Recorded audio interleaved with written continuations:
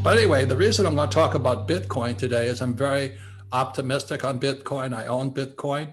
I'm going to buy more Bitcoin, but I'm going to say horrible things about it. So if you can't take it, you shouldn't listen to this program. But I will explain why I like Bitcoin. I also have Ethereum. I have no Doge coins and all those other things. To me, that's different. That's a mania. So does it make sense to you? I mean, it's people don't know what they're doing. They're speculating.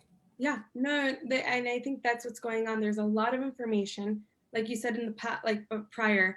Boomers rely on their retirement. These millennials rely on information, but they're receiving, I believe, the wrong kind of information. Correct. And so that's why I think today's interview is extremely important, because you can tell us exactly what kind of future you see for Bitcoin, as opposed to all this fake news we're hearing. Well, it is fake news because, they said, well, the reason Bitcoin crashed is because China said they didn't like Bitcoin or something like that. And Elon Musk didn't like Bitcoin. That's not the problem. You see, China has not liked Bitcoin forever. In 2013, they said, don't buy Bitcoin. 2014, they said, don't buy Bitcoin. 2015, they said, don't buy Bitcoin. And 2016, I think they said, don't buy Ethereum. Mm-hmm. So when the press comes out and says the reason Bitcoin crashes because China trashed it, well, they've always trashed it. Yeah. That's not the reason it's crashing. and from what we were discussing earlier and what I've been reading, I mean, this has been an issue since like 2019 as well, where they weren't even accepting it, and they just came out and said it again, and now it's all hot news apparently, and so people are dumping their Bitcoin. And and for those of you tuning in, if you hate Trump and you like Bitcoin, you'll probably hate me after this. But anyway, I'm going to tell you what I know. I don't want to swing either way. It's like I said, there's a lot of fake news out there.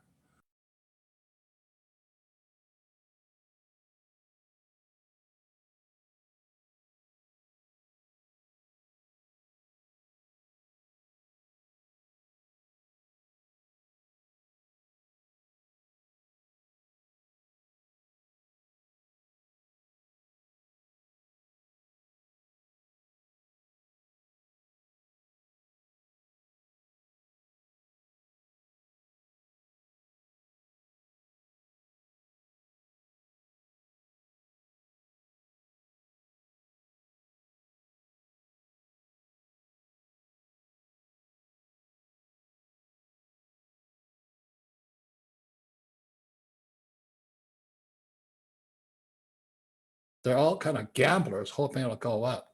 That's not what I do. So we at Rich Dad teach us, we don't say one is right or wrong.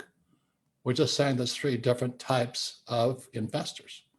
So I am an investor.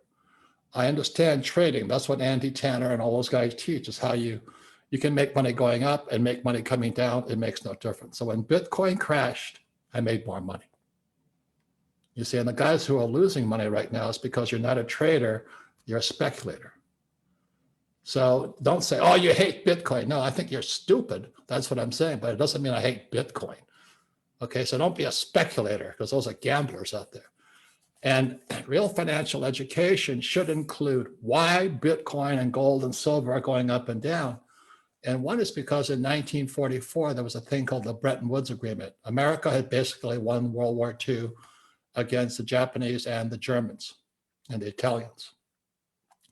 So in 1944, at Bretton Woods, New Hampshire, the US government promised we will back the US dollar with gold. But as you know, the US lies a lot. So everybody in the world says, okay, we'll accept the dollar because it's as good as gold. So I wasn't born yet. And 1971 is when a man named President Nixon broke the promise, and the dollar came off the gold standard and it became debt.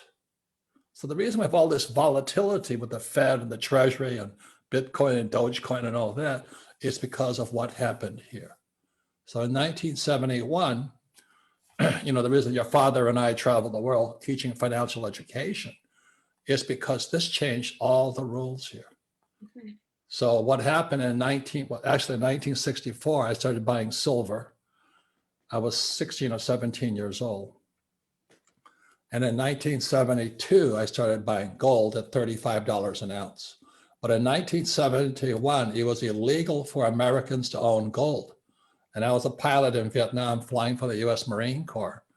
And I thought it was really strange that it was illegal for an American to own gold. Mm-hmm. So I became suspicious of the Federal Reserve Bank and the Treasury. So when I meet most Bitcoin investors, they don't trust the Fed and the Treasury either. They don't trust Biden.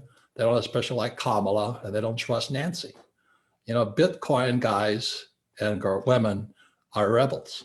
Mm-hmm. And Rich Dad is a rebel brand. That's why I don't say go to school, get a job, work hard, save money, get out of debt, and invest for the long term in the stock market. I don't do any of that because I don't have to.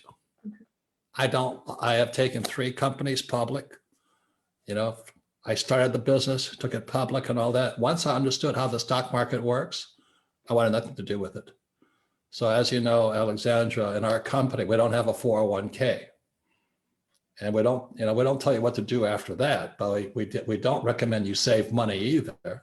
Because why would you save money? Because after 1971, the Federal Reserve Bank, which is not a bank, it's not federal, it's not really, there's no money in it, and the US Treasury can print money. Those savers are losers.